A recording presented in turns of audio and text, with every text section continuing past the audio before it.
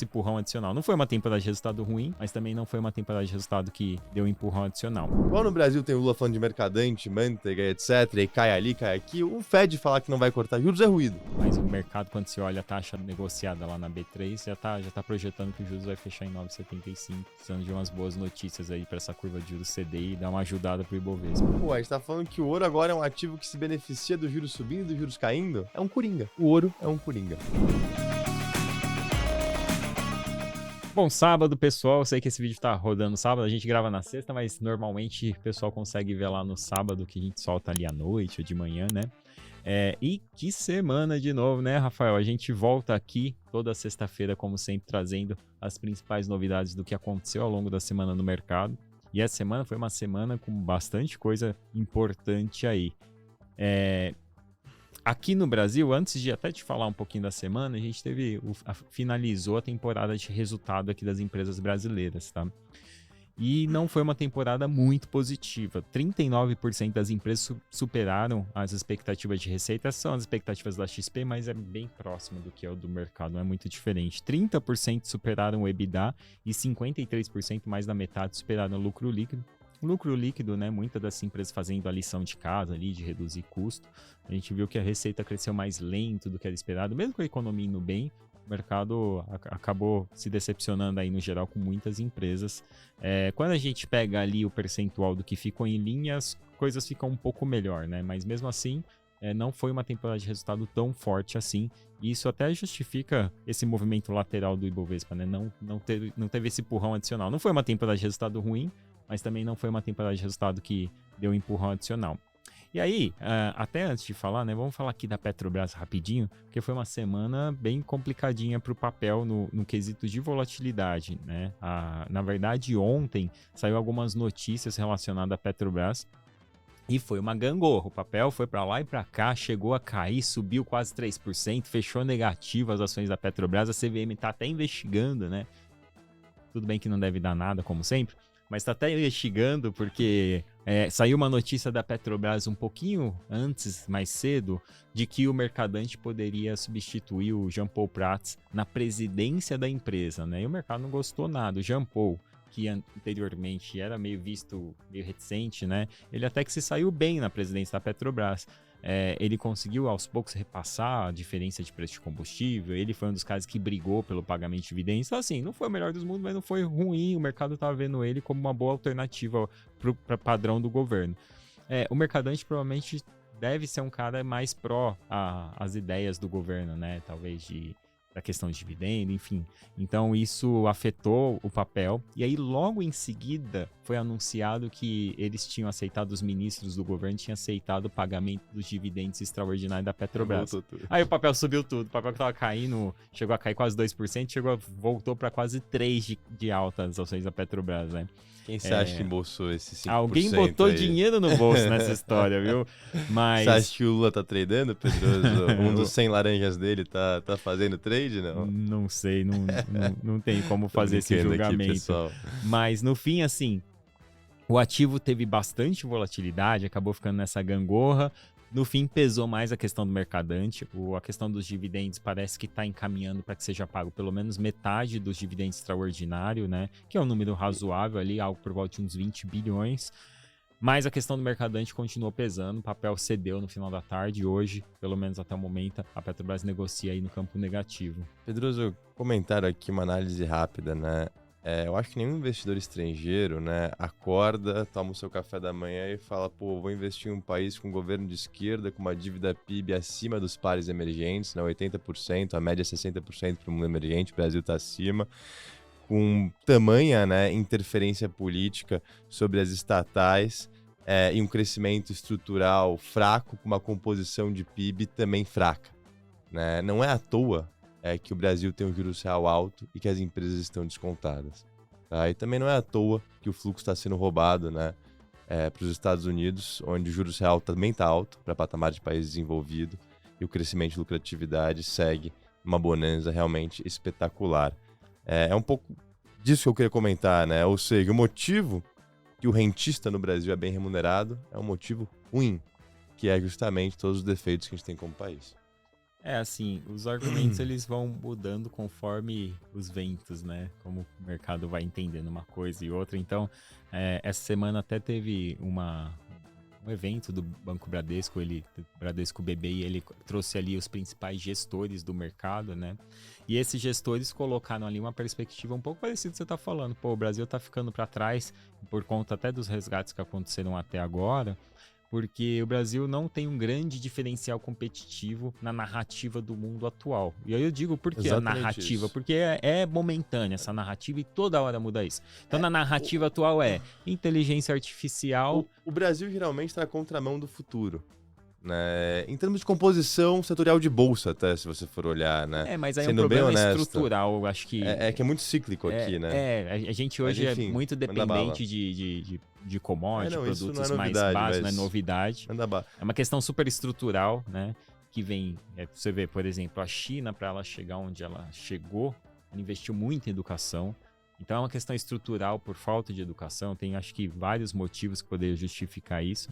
Mas o fato é que isso é uma verdade. Mas ainda assim o mundo precisa do que o Brasil produz, né? A gente fala do setor agro, todo mundo precisa comer. É aí que mora a nossa vantagem competitiva. Mora a nossa né? vantagem competitiva e mora nossas armadilhas também, né? Então esse é um grande problema do Brasil. E aí houve essa reunião do Bradesco BBI, os gestores colocaram essa tese.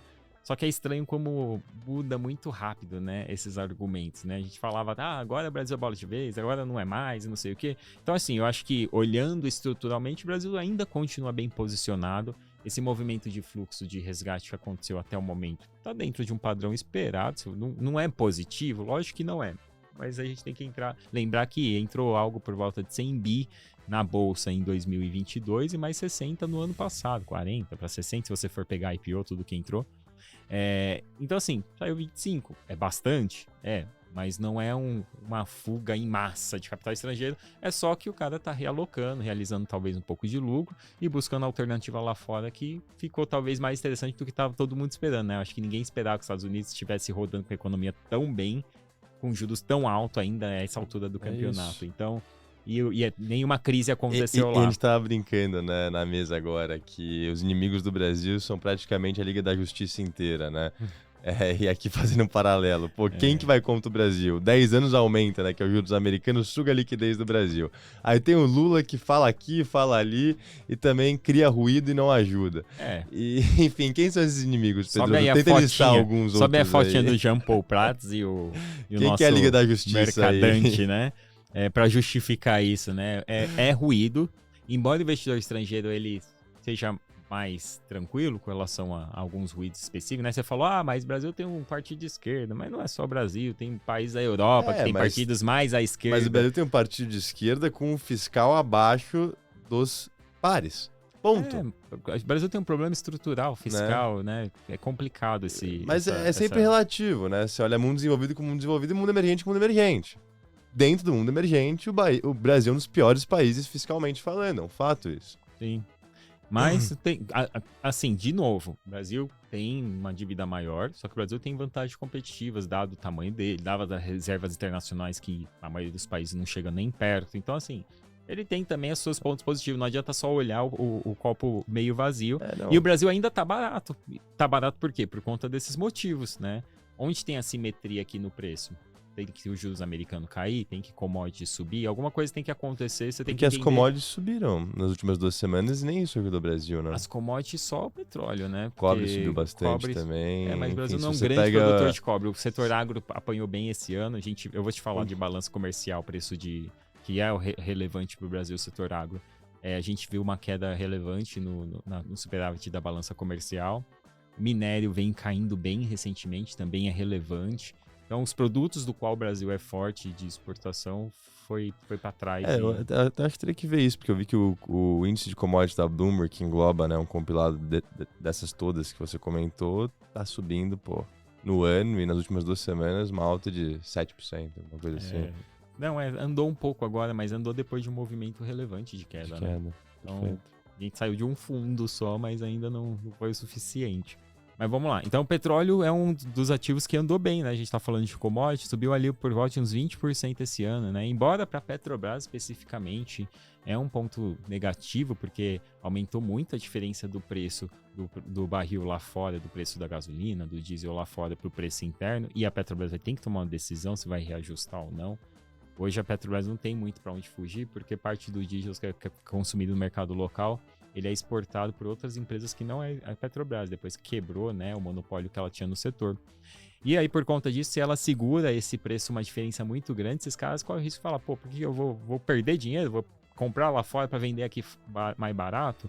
Então, você tem um risco de desabastecimento aqui no mercado local. Então, ela vai ter que tomar uma decisão com relação a essa diferença. Eu acho que já está na boca do gol para definir alguma coisa, né? Se ela não repassar isso, aí eu acho que o mercado pode estressar mais com relação ao preço do ativo e tem esse risco que está no radar. Mas o petróleo andou bem e isso é super positivo para a balança comercial, porque o Brasil saiu de ser um deficitário na autossuficiência de petróleo, né? Até 2014, 15 a gente precisava comprar lá de fora para abastecer nosso mercado interno. E hoje a gente exporta muito petróleo, né? O que é projetado, só para você ter uma ideia, a nossa balança comercial ela deve ter um superávit por volta de uns 75, 79 bilhões esse ano. Só de exportação de petróleo vão ser 29 bilhões de dólares. Ou seja, petróleo está começando a ser muito relevante na nossa balança comercial e a tendência é que vai aumentar mais ainda. Então o preço do petróleo nesse nível é super positivo para a balança comercial, né? E o Brent acabou disparando aí para 90 dólares, quem acompanhou viu que lá fora teve de novo conflito lá na região ali do Oriente Médio, né? O Israel ele tinha atacado uma embaixada do Irã lá na Síria, matou o general importante do Irã. O Irã já tinha falado que ia se vingar disso. E aí ontem a inteligência americana soltou lá um anúncio de que o Irã deve atacar Israel nas próximas 48 horas. Contra-ataque, né? Planejando um contra-ataque. E aí o Netanyahu também, o primeiro-ministro de Israel, teve palavras duras ali, falando Exato. que eles iam basicamente entrar com tudo que eles têm contra o Irã, aí caso viesse a situação, né? Risco maior, né? Porque até então a Palestina é um estado minúsculo, sem recursos para poder criar um problema muito grande na região. Agora, uma guerra entre Israel e Irã começa a deixar as coisas um pouco mais pesadas ali na região e começa a incluir aliados de ambos os lados, né? Lembrando que a Rússia é aliada do Irã, Estados Unidos é aliado do Israel. Israel tem bomba atômica, Irã, até onde se sabe, não tem, mas existe suspeita que eles já possam ter um programa bem avançado. Eu acho que o grande financiador e manipulador dos países islâmicos no Oriente Médio é o Irã. Essa é a grande potência, né? Sim. A guerra do Hamas contra Israel, o Irã que coordena. Os ataques... o Hezbollah no Líbano, o Irã que coordena. Os ataques no Mar Vermelho ali, eu esqueci se é dos Houthis, né? Do Iêmen, é o Irã que financia e coordena. Então, Israel contra Irã, aí é gente grande. E aí o negócio em termos de fornecimento de petróleo, commodities mundiais, e até risco, né, de uma terceira guerra mundial aumenta bastante. Exato. Então, é esse o grande medo do mercado. Vamos descobrir esse final de semana se vai ter um ataque ou não. E o que o mercado fala muito é daquele Estreito de Hormuz, né? Que eles têm medo que 30% do comércio marítimo do petróleo passa por lá, né? E o Irã que coordena esse estreito, né? E aí pode travar aí o cenário do petróleo talvez dá uma escalada mais forte. Sem contar que o OPEP manteve essa semana também, né? A projeção de cortes nos barris.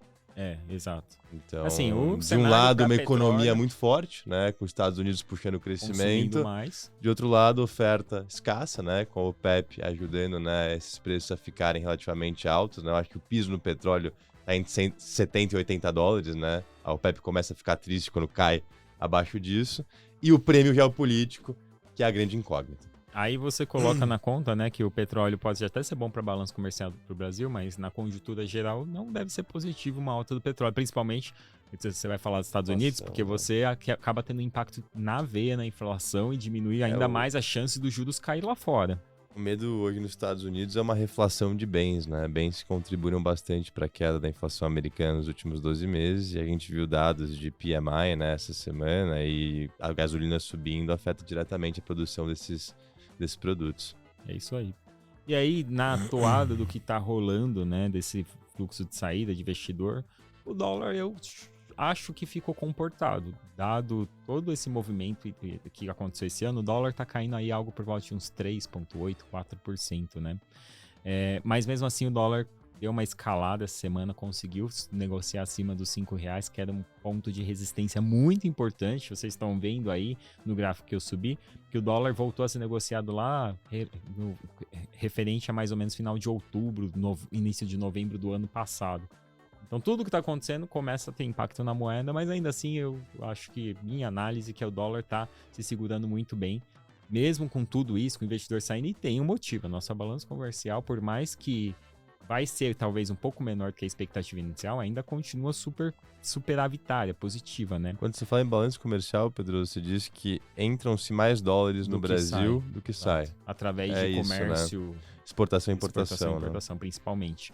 Então, saiu essa semana dados da balança comercial, né? Produtos agrícolas e o setor extrativo, né? Que aí a gente acabou de falar, minério, setor agrícola como um todo, com queda de 30,4% na balança de março. E aí o mercado começou a reprecificar, o mercado estava falando que a nossa balança esse ano ia fechar próximo ao 100 bi de novo, algo 90, 100 bi. Mas hoje o mercado já está falando que a gente vai ter uma balança por volta de uns 70, 75 bi para esse ano. Então, o mercado ajustou muito por conta da queda do preço das commodities que veio acontecendo do ano passado para cá e que está impactando agora. Já ajusta para cima de novo, então. Então, só que aí essa é a questão. Os analistas que acompanham a balança e os setores específicos, eles abaixaram ali as expectativas para o final do ano, mas com um viés otimista, porque eles acham que o segundo semestre pode voltar a ser positivo, tanto para o setor agro, quanto para outros setores que viu o preço das commodities caírem, né? E aí esse é o cenário que eu trouxe um gráficozinho aqui do Ibovespa em reais, não é em dólar. O Ibovespa em reais aí caindo quase 5,5% no ano. Muito por conta de tudo que a gente falou aqui, a gente vê o Ibovespa num movimento lateralizadaço, fluxo começando a ficar mais baixo e, de fato, no curto prazo, sem ter uma grande diferencial para poder puxar o fluxo local. E aí entra numa questão que, né, os gestores lá comentaram, o Brasil está menos atrativo para o investidor estrangeiro. Eu diria que o Brasil continua atrativo, mas o Brasil vai sofrer mais com os eventos externos do que talvez outros emergentes que estejam melhor posicionados. Então, por exemplo, talvez o movimento de alta de juros dos Estados Unidos traz um impacto maior para o Brasil do que traria para outros emergentes, né? Como a gente viu que o México está saindo bem, a Índia do outro lado, que vem investindo muito forte em tecnologia. Então, na verdade, eu acho que o cenário muito positivo lá fora acaba sendo um fator negativo aqui para a nossa bolsa local. Se eu não me engano, Pedro, essa semana o Chile cortou os juros, não? Cortou os juros em 0,75. Esses são corajosos, 6,75 juros do Chile.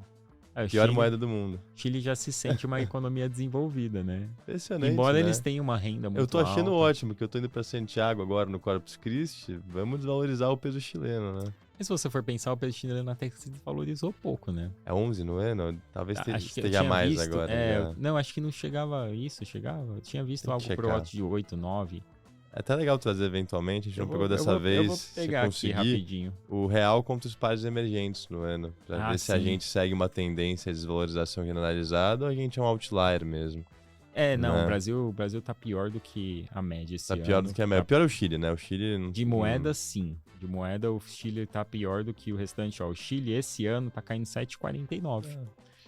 Caiu. É que assim, quando você pega antes, né, nós tivemos um movimento positivo para as moedas emergentes no final do ano passado e o Chile caiu. Então, quando você pega um pouco antes, o Chile já estava numa toada ruim. Então, essa decisão adicional de queda de juros talvez não estressou tão mais do que já estava. E até essa semana saiu uma notícia bacana também que o Valor veiculou que o Haddad, né, tá com uma expectativa de taxa terminal de 9,75 para a Selic, né? Um cenário base, né? Cenário mais otimista seria 9% no final do ano. Ele tá torcendo por 9, né? Mas ele falou que acha que 9,75. O mercado vem ajustando as expectativas para tá esse... Tá literalmente 9,75 o mercado hoje, né? É, talvez esteja quase mais tá em 10 agora, não sei. O Boletim Fox, se eu não me engano, tá 9,25. Os analistas também ainda estão nessa entre 9 e 9,25, ainda não ajustaram. Então, mas o mercado, quando se olha a taxa negociada lá na B3, já tá projetando que o juros vai fechar em 9,75. Precisando de umas boas notícias aí para essa curva de juros ceder e dar uma ajudada pro Ibovespa. Perfeito. Eu tenho uma última coisa aqui, mas é uma curiosidade. Depois a gente fala junto com o que você vai falar lá da curiosidade da Amazon também. Pode seguir lá com o mercado lá de fora. Então, galera, muito obrigado, Pedroso. Essa semana, e nós estamos gravando aqui meio-dia de sexta-feira, então muita coisa pode acontecer nessas últimas 5 horas de pregão. Mas ao que tudo indica, nós caminhamos para fechar a semana com o S&P registrando os seus piores 5 pregões consecutivos no ano, né, com uma queda acumulada de 1,5%. 1,5% praticamente nada, esse ano realmente foi muito positivo, poucas correções aí, realmente uma linha praticamente reta para cima, mas queria destacar isso para vocês, tá? E o grande vilão da semana, né, o que acabou puxando as bolsas para baixo, foram-se a curva de juros americana, especificamente o Tesouro de 10 anos, que é o ativo mais importante do mundo, né? E fazendo uma recapitulada aqui, cronologicamente, dos eventos que aconteceram, a gente começou a semana na segunda-feira com um ISM de manufatura vindo muito forte nos Estados Unidos, tá? A expectativa era 48,4, veio em 50,3. Acima de 50 indica expansão no setor. E é a primeira vez em 2 anos que esse indicador ficou acima de 50. Né? E mais preocupante ainda foram os preços pagos, né? Os input prices, que a gente chama o preço da matéria-prima no final do dia, que é muito atrelado ao aumento do petróleo.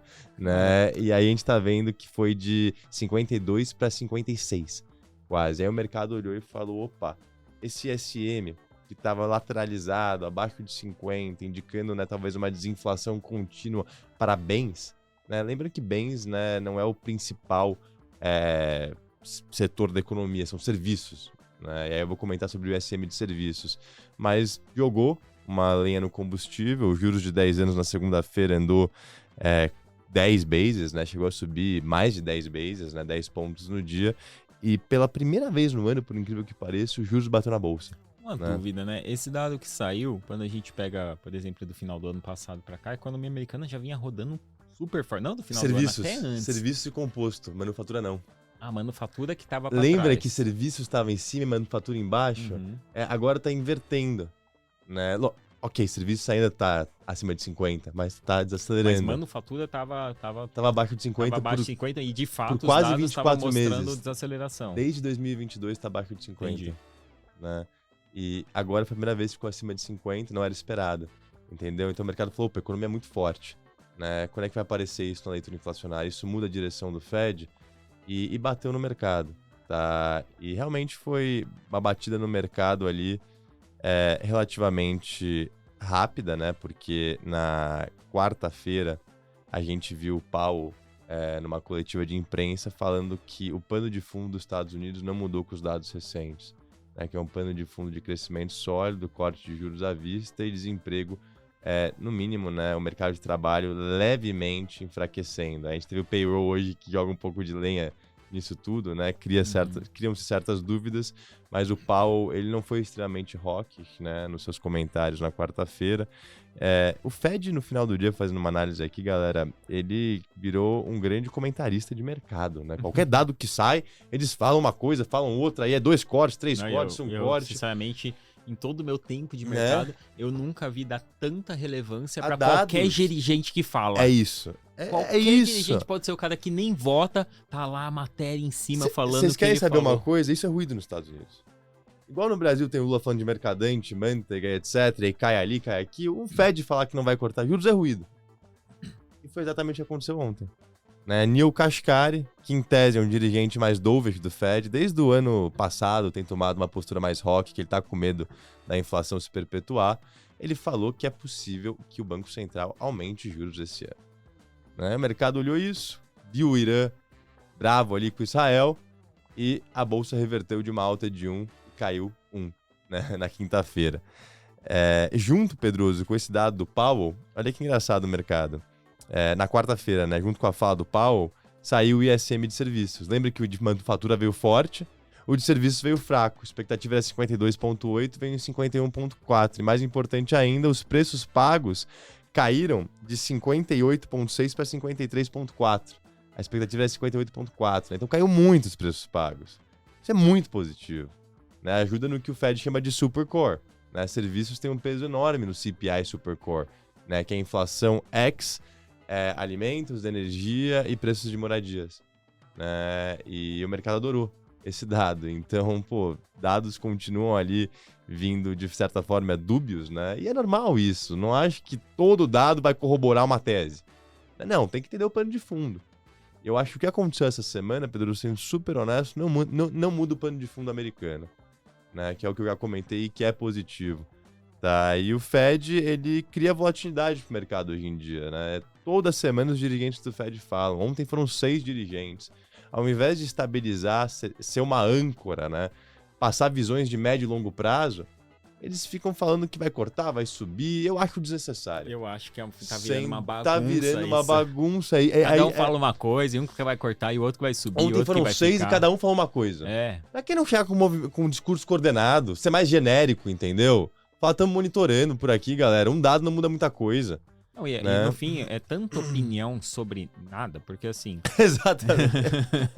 Porque no fim do dia, esses caras deveriam estar, talvez, olhando o cenário de inflação e, pô, ter um discurso mais, de fato, coordenado, né? Mas cada um fala o que quer ali. Ah, não, mas saiu um dado X, isso.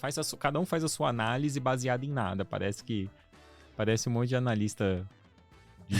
de dólar apostando que vai subir. Parece a gente falando aqui o que vai acontecer com o dólar. É exatamente isso. Tem um cara que eu adoro, chama Mohamed El-Erian, que é um economista super conceituado que fala direto na CNBC, e ele comentou exatamente isso ontem, que o Fed está criando uma volatilidade necessária por estar se pronunciando tão ativamente, de forma tão descorrelacionada, né, e não sincronizada com o mercado. Cada dirigente fala uma coisa, né, e aí o Powell tenta sintetizar isso. E vira uma bagunça, como o Pedroso comentou. Enfim, pessoal, para finalizar a semana, os indicadores macro, né? A gente teve o payroll hoje, dado mais importante do mundo praticamente. Semana que vem vai ter o CPI, então também o peso. Explicaçãozinha básica, né? Payroll, ele pega as condições do mercado de trabalho americano. É o CAGED dos Estados Unidos, né? A folha de pagamentos. Quantos empregos foram criados, como ficou a taxa de desemprego, qual foi a inflação salarial e temos mais trabalhadores voltando ao mercado de trabalho ou não. Pedroso, de novo, uma leitura bastante forte, né? 50% acima do esperado, expectativa de 214 mil vagas sendo criadas no mês de março, foram criadas 303 mil vagas, né? É coisa pra caramba, lembrando que nos últimos meses teve revisão para baixo, né? Então não levaria esse dado no pé da letra, sendo super honesto com vocês, o mercado ele pode estar mostrando uma fortaleza, né? E quando a gente olha alguns indicadores debaixo da superfície, eu vejo um certo enfraquecimento saudável, que corroboraria uma tese de soft landing, e não o no landing, né? Que virou talvez o novo medo do mercado. Né? Um medo que, se as empresas continuarem indo bem, né? Essas empresas anticíclicas, não vejo por que a bolsa iria corrigir tanto, né? Assumindo que a economia continue fortíssima, né? O JP Morgan até comentou, né? Se o Fed não cortar juros porque a economia está forte, o mercado vai continuar indo bem. Porém, a gente não vai ver uma rotação setorial para, enfim, Exato. Small caps, por exemplo. Para empresas, né, verdade, com menos margem, menos qualidade. Qual é o motivo estrutural para os Estados Unidos manter um crescimento nesse nível? Porque não é só um crescimento, porque a gente está falando muito crescimento até agora por conta do aumento de liquidez, por vários fatores e tal, inclusive agora da inteligência artificial. E qual é o motivo estrutural para que ele continue esse crescimento daqui em diante, né? É inteligência artificial, talvez? Será que vai ser... Eu acho que a dúvida é PIB potencial, né, que você está falando. Quanto que os Estados Unidos pode crescer sem gerar inflação? Se o crescimento vem de inteligência artificial, entendo eu que aumento de produtividade. Aumento de produtividade é desinflacionário, né? A gente cresce sem gerar inflação. Isso é excelente. Mas será que a IA tá tão na cara assim como tá todo mundo esperando? Então, é essa a dúvida, né? No passado a gente falou os fatores que foram os principais do PIB. Capex, investimento privado em IA, nearshoring, manufatura saindo do Oriente indo para o Ocidente, com o México tomando boas fábricas ali que ficavam na China e em outros lugares, né? Geopolítica contribui para isso. Consumo em lazer, né? O pessoal tá indo jantar fora, tá viajando, né? Serviços no final do dia, né? Não é à toa que a inflação ali tá mais pegajosa. E, infelizmente, a grande jabuticaba do século, da década, o fiscal americano, que, por incrível que pareça, né, e sem nenhuma teoria básica de livro econômico respaldando a decisão, a gente tem um déficit primário nos Estados Unidos de 6%, com um desemprego em 3,8% e uma economia crescendo 2,5%. Não é compatível tudo isso. Geralmente, um déficit tão grande vem em economias fracas, e não é o caso atualmente. Então, por que diabos a Janet Yellen continua emitindo treasuries? né? A Janet Yellen hoje é a pior inimiga do Jerome Powell. Né? Ou seja, a Secretaria de Tesouro americana é a pior inimiga do Fed, porque é um fiscal frouxo e demanda monetária apertada. Né? A gente vai falar mais do fiscal, e eu acho, Pedroso, que quem conseguir entender esse movimento de juros e ouro, né, que tá muito estranho tudo isso, né? O juro sobe e o ouro sobe mais ainda. Né? Em dias que o juro sobe, o ouro é destaque. Em dias que os juros caem, o ouro não é destaque. Por isso que a gente tem visto esse ano. Historicamente, não acontece isso. Né? Juros mais altos tira a atratividade do ouro porque leva fluxo para a renda fixa americana. Né? Então, entender, eu vou comentar mais a respeito, por que o ouro não para de subir, eu acho que é muito importante. Só passando aqui rapidinho no payroll, veio forte, desemprego baixou para 3,8%, e mais importante, a inflação salarial ela ficou em linha com a expectativa, né? Ano contra ano, 4,1%. Pedroso, é um dado que não muda muita coisa, para ser bem honesto no pano de fundo. Eu gostei que a força de participação no mercado de trabalho, as pessoas buscando emprego, aumentou. Pelo jeito, eles acima do esperado. Também, né? Não gostou, tá subindo. Na bolsa. E você vê que esse cenário, né, de dados fortes, enfim, o pessoal ficando com medo que o Fed vai cortar ano que vem só no final do ano, ele leva para uma rotação para qualidade. Porque a Nasdaq está subindo mais que o S&P, mais que o Dow Jones, e mais que o Russell 2000. Né? Não foi o que a gente viu nas últimas semanas. Né? Então, quanto mais postergar, eu acho que esse aumento de juros e mais fortes os dados virem, os investidores vão buscar segurança. E hoje, segurança nos Estados Unidos é o quê? É tech, é Big Tech. Elas são anticíclicas. Não Magnificent Seven, né? Acho que pode botar umas Tesla, 4, né? 5 Até ali. A Apple, ela tá caindo no ano, né? Então, pode botar umas 5 ali, né? Não é mais a 7. E, então, um dado de emprego, eu diria que super ok. A participação na força de trabalho aumentou inesperadamente, de 62,5% para 62,7%. Eu acho positivo mais pessoas estarem buscando emprego. E saiu também, Pedroso, o JOLTS na quarta-feira.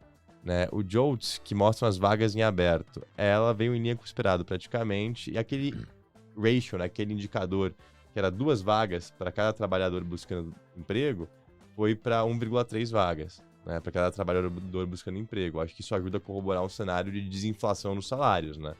Hoje não tem tanta demanda por mão de obra, né, relativa à oferta, como a gente viu no ano passado.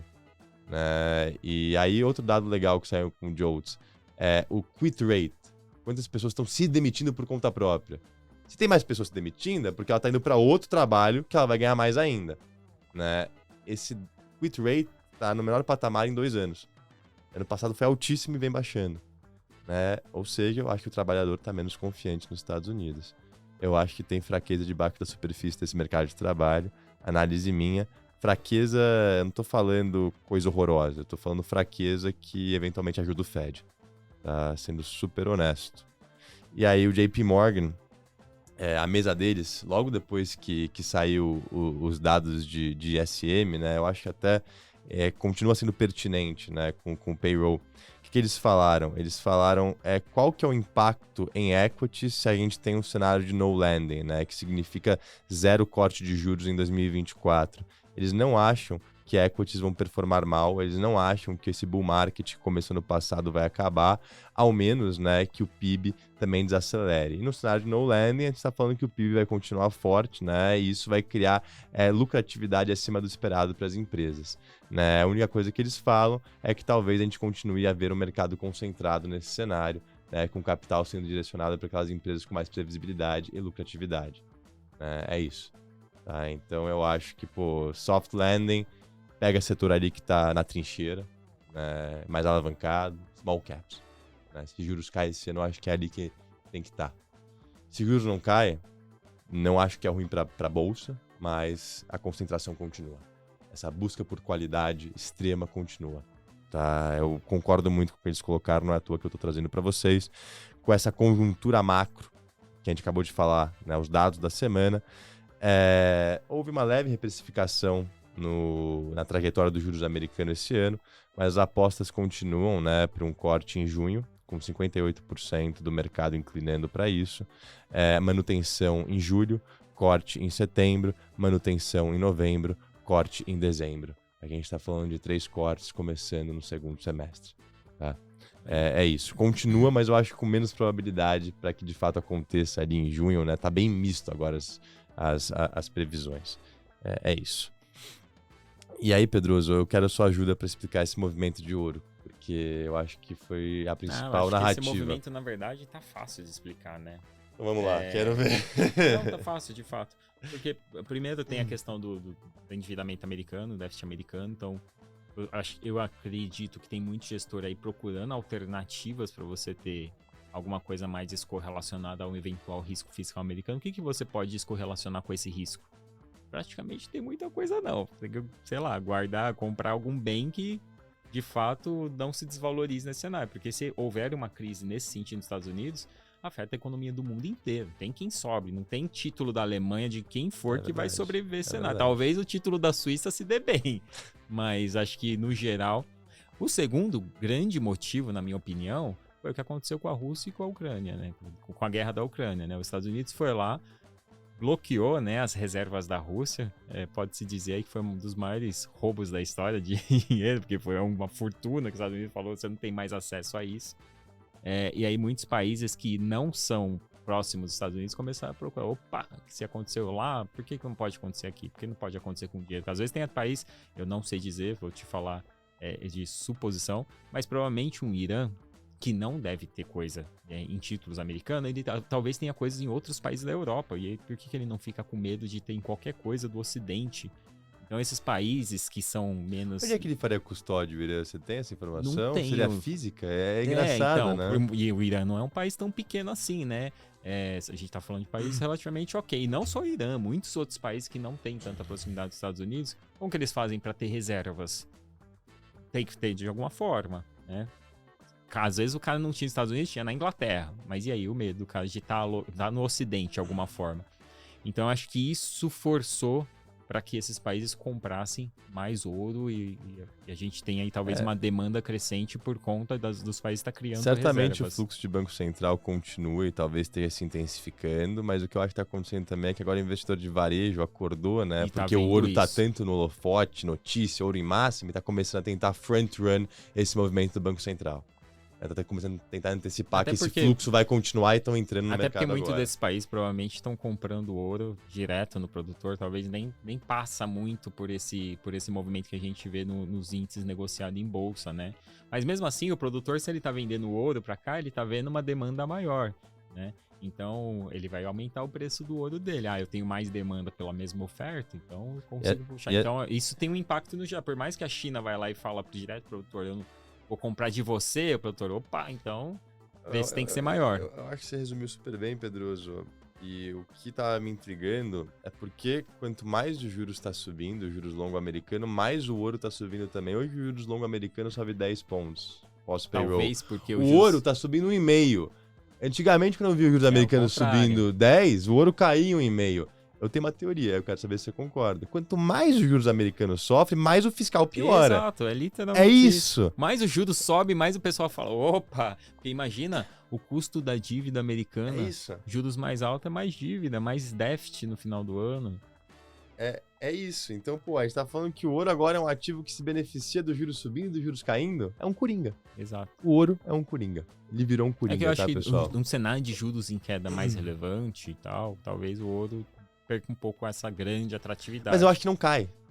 Talvez ele vai subir menos do que as bolsas. Ele sobe menos, né? Mas não cai. Esse talvez movimento... fica de lado, como ele ficou um bom tempo. Agora a gente tá especulando. Vamos seguir. Disse tudo. Gostei dessa análise de ouro. É importantíssimo. Subiu 3% essa semana o ouro e acumula uma alta de quase 12% no ano, ganhando de praticamente todas as bolsas do mundo. Que ativo para se ter nesse momento de guerra, de fiscal debilitado e, enfim... mas assim, eu ainda volto a uma tese que o ouro, ele não te entrega nenhum carrego de rendimento, né? Você só tem custo em ter fluxo de caixa. Exato, você só tem custo, né? Porque você tem que pagar normalmente uma custódia para você manter um ativo desse. E aí, lógico, existe o risco fiscal, que você pode ter problema eventual, mas você olha às vezes ativos de renda fixa te pagando IPCA mais 7 isento, né? Será que no longo prazo o ouro consegue entregar um retorno desse? Então, assim, eu acho que como diversificação vale o ouro para quem já tem as outras alternativas. Se você tem Concordo. um caixa, talvez uma renda fixa, na minha opinião, é uma alternativa hoje, dadas as taxas atuais, muito melhor do que o ouro. É. Mas para o grande investidor de um fundo de bilhões lá que precisa diversificar, ele não tem muita opção. Então acho que isso puxa muito o preço do ouro. Mas vamos lá. Pedroso, excelente. E aí, só para finalizar, comentar aqui um pouco de Europa. Não sei se você viu, mas a inflação na Suíça está em 1%, muito abaixo da expectativa. E a inflação Palmas na para Europa o também banco. caiu, né? Porque eu tô falando isso, palmas para o Banco Central Suíço, que começou esse movimento de corte de juros, me parece que assertivamente, né? Primeiro banco central do mundo desenvolvido a cortar juros, isso foi algumas semanas atrás, 3 semanas, se não me engano, pós-decisão do Fed. E a inflação na Europa, a zona do euro, também abaixo do esperado em 2,4%, núcleo também abaixo do esperado em 2,9%. Produção, pode subir aqui o gráfico da inflação na zona do euro, que vale a pena ver. Olha que linha bonita para baixo. Tudo indica que o Banco Central Europeu vai começar o corte de juros em junho. Quem diria, né? E eu acho que mesmo se o Fed não cortar, tá apontando para isso. Crescimento estagnado, inflação para baixo. Eu acho que o Banco Central Europeu tem tudo para começar, se não antes do Fed, junto com o Fed. Tá? Quem tá errado nessa história, né? Não faz sentido o mundo inteiro cair em inflação e os Estados Unidos não cair, né? A inflação dos Estados Unidos, você disse? Eu acho que vai cair. Então, também é a minha aposta. Cair não, Pedro. Eu acho que vai estabilizar nesse patamar, mas o Banco Central, como você sempre fala, tem que fazer algum tipo de ajuste fiscal. Isso vem através da inflação. Por que não flexibilizar a meta de inflação para 2 a 3%? Né? Isso é bom para ativo de risco, isso. Sim. Eu acho que aos poucos, né, a gente vai se inclinar para isso. Pô, uma inflação nos Estados Unidos em 2,7 é ruim? Se ficar lá em 2,7, não acho ruim, não. Eu acho que o mercado, ele, sendo bem honesto, pô, esses juros vai cair em junho, não vai cair, é ajuste fino. Eu acho que uma hora cai. Sei que é 2 cortes, 3 cortes. Eu acho que tá certinha a precificação ali. Não acho que tá errado, não. Onde pode estar errado, e o mercado já vem reajustando isso, mas os dirigentes do Fed continuam ali com 2,6% de projeção, é o juro longo. É o juro terminal de ciclo, de equilíbrio. É aí que mora a incógnita. O mercado tá falando 3,5% atualmente, nesses juros de equilíbrio de longo prazo. Enfim, eu acho que é por aí. Se não 3,5%, 4%. Né? Veremos. Por quê? Pô, com tamanho... não tem muito segredo, né? Se um governo quer gastar muito e quer uma inflação controlada, ele tem que ter um juro real relativamente alto. É isso. Se a gente tá falando que a inflação nos Estados Unidos vai beirar 2,5%, pô, os juros em 4% é um juro real de 1,5%. Justo, no meu ver. Muito abaixo de 4%, vai ficar zero o juro real, negativo. Não acho que a gente volta muito cedo para o que a gente viu pós 2008, né? Mas para questão do déficit fiscal, o juros negativo é positivo, né? Difícil, hein? Mas como é que os Estados Unidos vai emitir dívida? Quem vai comprar, né? Exato. É um cenário bem complexo. Ele tem o luxo de ser a reserva de valor do mundo, mas se não tem juro real embutido ali, né, é difícil. Não que a gente ache que o dólar vai perder soberania, tá, pessoal? Pelo contrário. É que é um papo aí que realmente eu acho que a gente talvez nem tenha a capacidade técnica aqui de se aprofundar em tantos detalhes, né? Trazendo um pouco de humildade pra mesa. Pode achar que tem a capacidade, porque é difícil você pegar todas essas variáveis e conseguir adivinhar o que vai acontecer. Acho que é. Mas onde eu quis chegar? No meu ver, o Fed corta, mas talvez corta menos do que a gente achava, né? A taxa terminal é menor. Isso é possível. Eu acho que é aí que mora a dúvida. Mas vamos lá, conta da Amazon aí, o que rolou? Pô, você que me mandou, Pedroso, a gente sobe um meme aí pra vocês, pessoal, né? Que é o Homer Simpson, bonitão, né? Magro, aí você vê que atrás tem uma corda amarrando as banhas dele. E foi isso que a Amazon nos trouxe essa semana. Eles estão descontinuando aquele serviço deles de cashless payments. O que é isso? Pay to go, né? Você entra numa loja da Amazon, você pega uma água da prateleira, você sai da loja, você não precisa passar no caixa. Porque tem tudo sensor e a IA faz essa contabilidade para você. Mas por trás dessa IA que faz a contabilidade para você, tem 1.000 indianos que checam os vídeos de segurança para ver se não tem nenhum erro. É basicamente isso, né, Pedroso? E, enfim, trouxe um pouco de luz aí, né? Se de fato a automatização, né? Pelo menos no curto prazo, não vai demandar capital humano. Cara, sabe o que é engraçado? Esses tempos atrás, final do ano, eu fui na Lojas Renner. E aí na Lojas Renner você pega o negócio e tem lá um caixa automático que não tem atendente, que você paga as coisas, né? não conseguia pagar aquele negócio de jeito nenhum, passava o negócio, não me liberava, não sei o que, não sei o que. Aí o cara falou, não, é só você passar aqui, ó, que tem um sistema que faz a leitura e te libera. Ele tem, só que não tem nenhuma etiqueta, não tem nada na peça de roupa. Você só joga a peça de roupa lá e ele faz a leitura. E eu até hoje não sei como eles fazem isso. Talvez tenha um indiano olhando aquela câmera, não é possível. No caso da Amazon, tinha um indiano olhando as câmeras. Então. Mas vamos lá. E aí eu tinha que trazer uma curiosidade também, né? Isso, na verdade, foi uma notícia que saiu no ano passado, mas ela ganhou força esses dias porque houve um estudo em cima disso. No ano passado, o Açaí, que é aquela rede de atacadista, né? De supermercado atacadista, ela quando soltou o resultado não tinha sido muito bem, ela fez um estudo para entender o que estava impactando a renda das pessoas. Por que as pessoas estavam comprando menos, principalmente os artigos mais supérfluos, né? Que talvez sejam menos necessários. E uma das coisas que vinha impactando de forma relevante a renda era as apostas esportivas, né? Eu diria hoje que não só as esportivas, né? As apostas em gerais online que rolam por aí, né? Isso ganha uma proporção enorme. Se fala que hoje a receita do último ano foi por volta de 100 a 120 bilhões dessas empresas de aposta esportiva. E pega principalmente o público de renda menor, que vai lá apostar ali se vai fazer gol, se não vai, não sei o quê. E o Açaí tentou mostrar isso em número, como impactou o resultado deles no nível de crescimento de receita. Acho que é isso. Da minha parte é isso. Pô, só pra finalizar, vai fazer completinho o resumo.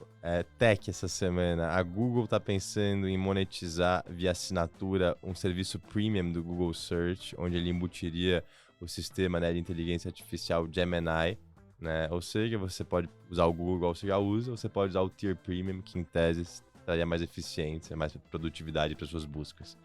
O mercado até que gostou. Quantos indianos tem atrás desse daí? O mercado até que gostou, Pedroso.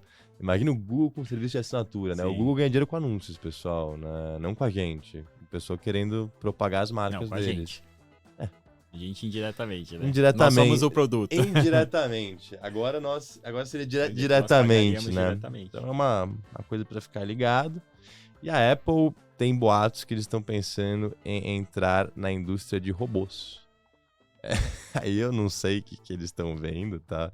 A Apple tá com dificuldade de sair da indústria de smartphones, na verdade, né? A questão da Apple é que 52% da receita deles é smartphones. E tá desacelerando, tá estagnando, especialmente na China, né? Que é um grande mercado. A Apple, eu tenho uma opinião que a Apple tem um risco muito grande, porque eu acho que celular, no geral, tá ficando cada vez mais comoditizado. Você não tem muita diferenciação entre um e outro. Talvez um pouco o status de ter a marca Apple, especificamente em algum público. Mas você não tem... E ela precisa começar a buscar o que ela vai fazer, né? Além de smartphone.